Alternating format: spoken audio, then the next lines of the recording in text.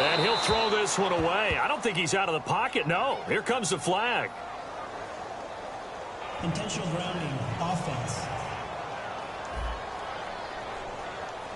So the pressure was coming. Intentional grounding is the call, and that's a 10-yard penalty. The pressure you noted, Brandon, came so fast. Quarterback wasn't able to get outside the pocket to ground the football. On second down, Peterson. And he's going to fight his way forward here for a modest gain. 6 yards on the pickup, and it's going to be third down and a ways to go here. 3rd and 14.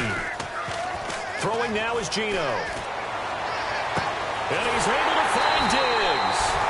And he doesn't quite make it. They do stop him, but he gets it all the way down to the 1. There will always be a place for methodically marching the ball downfield. But when you can pick it up in big chunks and strike like that and have explosive plays. And he will take this one into the end zone for a Viking touchdown.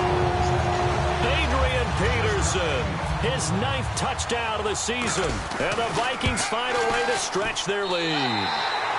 And they're able to up the lead by 1 more.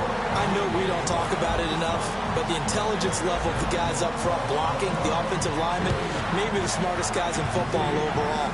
Add in a little bit of athleticism and a whole lot of toughness, you got a lot to deal with, don't you? That's why the guys in the backfield get them really nice Christmas gifts, right? If they're smart, they do. Here's the Chicago offense coming back out onto the field. And on the last go-around, they really couldn't get anything going. They had to punt from deep inside their own territory, which means you're going to lose the field position battle as a general rule. What they're looking for now is a little more consistency, move the ball at least a few times on offense, get a couple of first downs, and hopefully flip the field. Yeah, just something to build off of. That's what they're looking for here. So oftentimes you see defensive holding. Here it's offensive holding for the flag.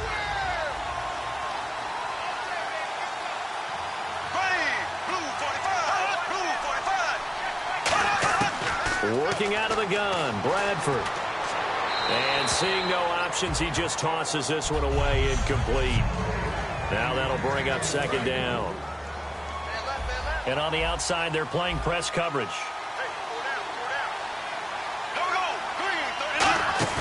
They go play action. Now Bradford. It's hauled in by Torrey Smith. And he's brought down after a good gain. That one goes for 24 yards. So after that big gain, let's see what else the offense has up its sleeve. Of course, the catch was nice, but how about what happened after? Able to stay on his feet and gain all that additional yardage. So many of these slot guys. He's got the lane, and there he goes. Touchdown, Chicago. Tevin Coleman with his 13th touchdown of the year and 2nd of the game. And the Bears draw a bit closer. He told us he was going to hit the end zone a couple times in this game. I just don't know that he envisioned doing it in the first quarter. He probably did. I'm not sure we did, yeah. Right? Because all the great ones, that's what they do. They dream about it, right? They think about it. They envision it. They think it's going to happen and almost will themselves into it. I just look at what he's done so far and just wonder what's left to come. Let's sit back and enjoy this one.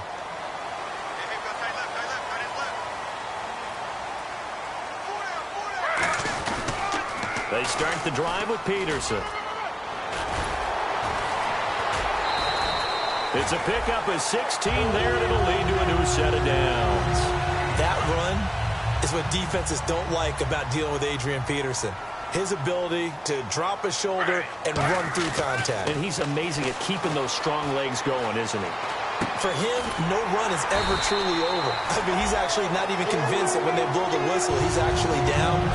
Back now with Charles Davis. I'm Brandon Gaudin. Second quarter begins with the Vikings holding the football, and they've got it here with a first down.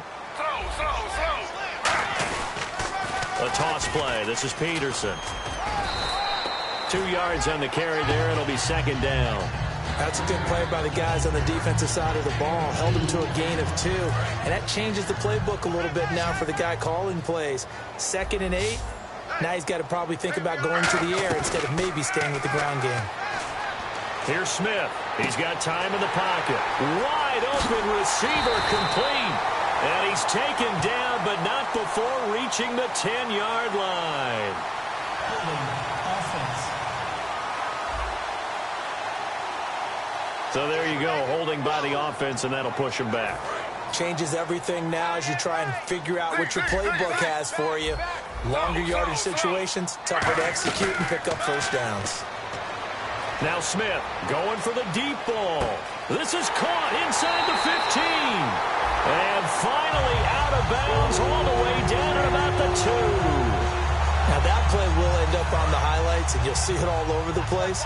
But what you won't see, the offensive line that bought the extra time, that allowed for the big completion downfield, those guys made that play possible. From the 2-yard line now, it's first and goal. Into a mass of bodies, and I think they held him out. They did. Only a yard that time, second and goal.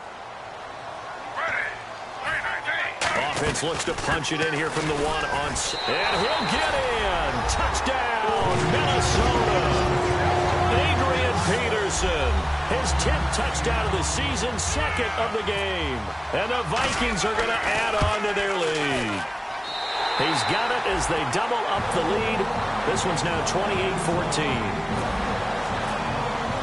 The kickoff team on the field now as they will send this one away. This fielded a few yards into the end zone. They'll take this up past the 20 and down at the 22-yard line. Personal foul. Face mask. Defense. Face mask penalty, and Charles, you were a defender. You know sometimes in the heat of the moment, it's hard to keep your hands away from that face mask. Sometimes you just get out of position as a defender when you're trying to make a tackle, so you end up flailing away, and your hand gets into the wrong spot. Coleman now. And a good swarm to the football defensively as they get him down at about the 40. Give him 3 on first down. It'll set up a 2nd and 7. And after the play on the ground, that brings up 2nd down here. Let's give a lot of credit to the offensive line. They've been able to move the ball really well on the ground the entire game. And while that wasn't a huge one, that's okay. They'll take them in short, steady bursts. And he will be brought down at about the 43 that time. 3 yards on the pickup. That's going to set up an interesting 3rd and about 4 to go. So following the run, we'll see what they do here on 3rd down.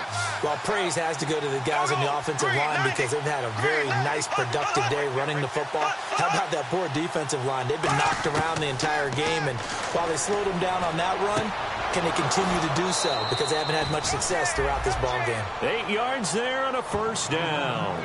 We always talk about having to read defenses and how complicated that is. Well, this was an excellent read.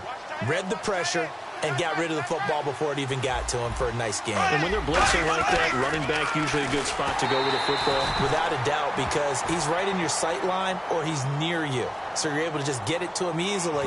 And once he gets in space, that's usually a good matchup for him.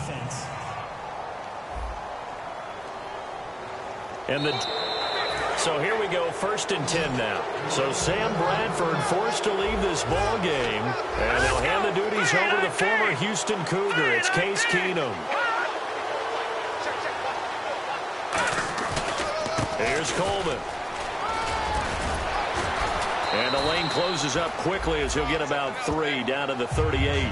Well, that's not a run that's going to make any of the highlight tapes, but they've been moving it well all game on the ground. This is another one that keeps them moving forward. All right, here we go. Green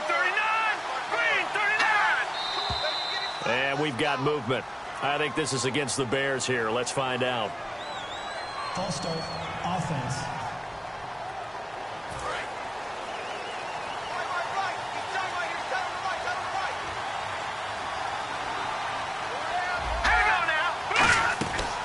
They stay on the ground. Again, it's Coleman. And for one of the few times here today, this run's not going to go anywhere. They'll lose a yard, and it brings up 3rd. So 2 minutes to go in a wild first half. More from Minneapolis after this. And it looks like we've got a dime set here defensively. 6 DBs in the game. Now it's the backup Keenum. And he'll just toss it away. So he throws it away, and that brings up 4th down. Partner, how many times have you heard it? Pressure creates diamonds, right? But it also bursts pipes. And on that one, that's what they got. They got after him, and he was fortunate just to get rid of it. Yeah, he just had to chuck it away. He gets this one away, and boy, it's another boomer. And this will be out of bounds, and they spot it at the 15-yard line. Not too bad. Here comes the Bears defense now back onto the field. And with this deficit, let's be honest, it's time for them to get a stop. And partners, you understand very well from our time together and visiting with coaches, defensive coordinators tend to be a little more emotional, a little more high-strung than others. I have a feeling that speech came out about taking a stand and bowing up in this possession. Yeah, that's where this word pride comes out, right? In a big way. They come out 5 wide, 3 of them to the right side. Back to the air, Smith on second down. And Rudolph has it left side. And they'll get 9 there as that sets them up better for third down. Looking to speed things up here, going with some tempo. Yeah, that one was relatively easy to see. I noticed that from up here. Yeah, it doesn't take a whole lot, does it? Sometimes you get multiples. What I always love on these offsides is when each side points at the other. Hey, you did it. No, you did it. They deciphered that one correctly. First down.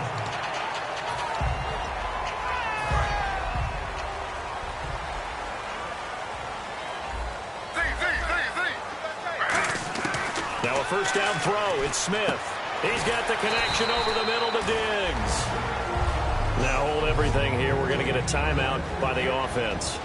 And we are back here. I'm Brandon Gaunt alongside Charles Davis. So the offense takes the timeout. And now we're set to get going. To the air again, Smith. Firing quickly here, and that's complete. And taking it across midfield and inside the 45. They call it a gain of 19, and it moves the chains. And now with that completion, he's north of 200 yards here in the first half. And he's going to break our statistician, Marvin, isn't he? Because Marvin right now is just tallying it up. Hope his hand doesn't hurt too much doing this or keeps hitting the calculator. But my goodness, what a start he is off to. By the end of this game, he could have monster numbers. He just wants to continue to be accurate. And now it looks like they're going to be in the hurry-up. And he bats it away, and it falls down incomplete. He was looking for his tight end there, Kyle Rudolph, and that'll bring up second down. When you see passes knocked down by those guys I call the frustrated fullbacks, the linebackers, you know that in their zone coverage, they were able to drop, see the ball thrown, and react to it very quickly. Now it's AP, Adrian Peterson. Call it about a gain of 3, and they'll be looking at a 3rd and 7 coming up. Now whistles come in. We're going to get a timeout here by the offense. So that means they're down to 1 remaining here as we head toward halftime. Throwing on 3rd down, Smith. He rifles one that's intercepted. A great read, and it's picked off. And he's going to return it to the 21-yard line. And he may want to track down that football because that's interception number 1 on his career. You're saying that's going into the trophy case? I'd put it there. Yeah, no doubt about it. That's when you ask the equipment guys to make sure they hold it for you after the game. But if you play in the back 7 on defense, that's part of your job, finding ways to take the ball away from the other team. 5 yards on the carry. Good pickup on first down. You know what really fires up offensive linemen? When the guy that is carrying the ball behind them can create his own space and break a tackle along the way. They will run again with Coleman. And this will go as a short gain on what will be